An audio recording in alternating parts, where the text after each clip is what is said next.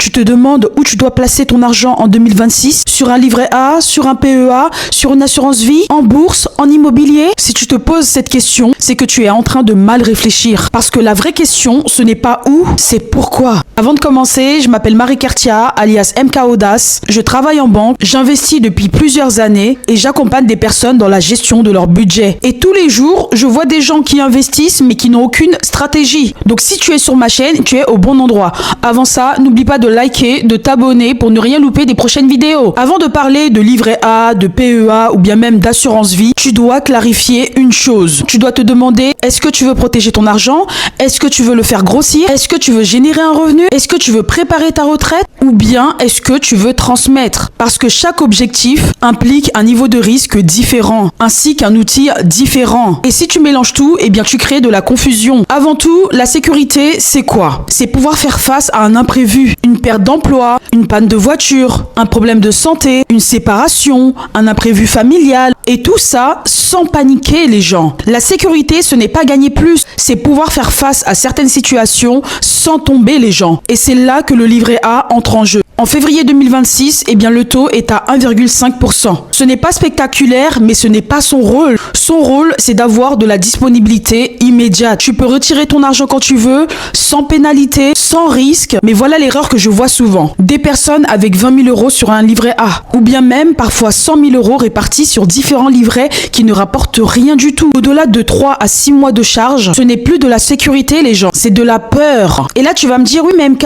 combien je dois avoir d'argent sur mon épargne de sécurité? Alors si tu dépenses 2 000 euros par mois de charge, tu dois avoir 6 mois de sécurité, c'est-à-dire 12 000 euros. C'est largement suffisant les gens. Parce que si tu gardes plus sur de l'épargne sécurisée, eh bien ton surplus ne travaille pas. La sécurité doit être dimensionnée, pas émotionnelle. Maintenant, imaginons que ton objectif, ce n'est pas seulement de te protéger, c'est de faire grandir ton capital. Là, on entre dans une autre logique. La croissance implique plusieurs choses. Tu dois accepter la fluctuation, accepter l'incertitude sur le court terme et penser sur le long terme. C'est ici que la bourse intervient. Mais attention, la bourse, ce n'est pas un casino. Quand tu investis en actions, tu deviens propriétaire d'une part d'une société. Quand tu investis dans des obligations, tu prêtes de l'argent. Quand tu investis via des ETF, tu achètes des paniers d'entreprises diversifiés.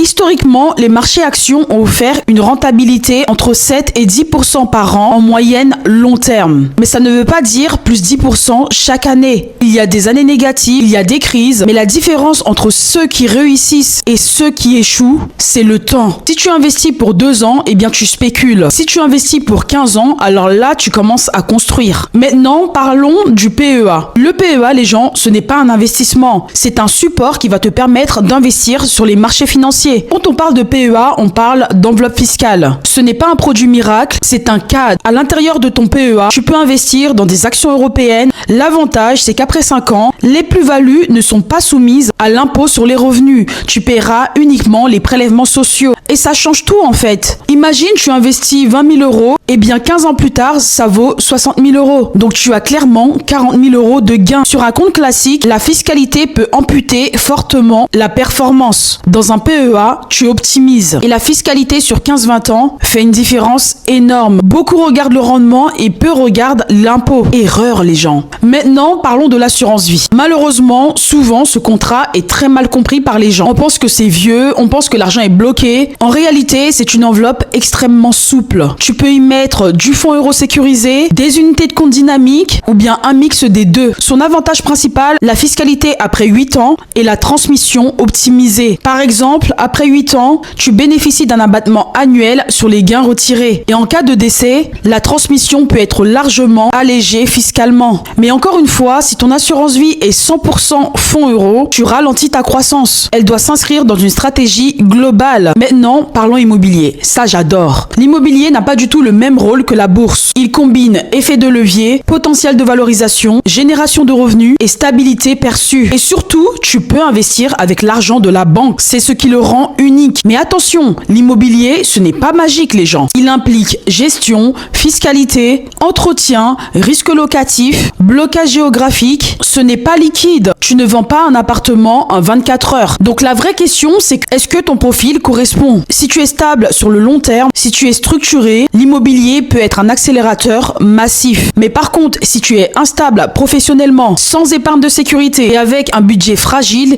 eh bien crois-moi, il peut devenir un poids. Imaginons que tu as 60 000 euros. La plupart des gens, ils font quoi? Ils mettent sur un livret parce que tout clairement, ils se sentent plus rassurés d'opter pour cette stratégie. Mais attention, rassurant, ça ne veut pas dire stratégique. Maintenant, réfléchissons autrement. On ne cherche pas le meilleur produit, on cherche une architecture. Donc si tu as 60 000 euros, tu places 15 000 euros en épargne de sécurité, 25 000 euros investis en croissance long terme via un PEA, 10 000 euros en assurance vie pour optimiser la fiscalité et la transmission, et enfin 10 000 euros pour préparer ton futur projet immobilier. Quand tu adoptes cette stratégie, ton argent a différents rôles. Il protège, il travaille, il se valorise et il prépare le levier. Moi personnellement, l'erreur fatale que je vois encore en 2026, ce sont les gens qui empilent. Ils ont un livret A, un PEA, une assurance vie, un crédit immobilier, des SCPI. Et quand je leur demande quelle est leur logique globale, silence, aucune coordination. Le problème, ce n'est clairement pas le manque d'argent, c'est seulement le manque de vision. Ton argent doit fonctionner comme un écosystème. Chaque euro doit avoir une mission. Sinon, tu accumules, mais tu ne construis rien du tout. En 2026, placer son argent, ce n'est pas choisir le meilleur placement à la mode. C'est tout simplement construire un système intelligent qui allie sécurité, croissance, fiscalité, effet de levier, diversification et surtout discipline les gens. Parce que encore une fois,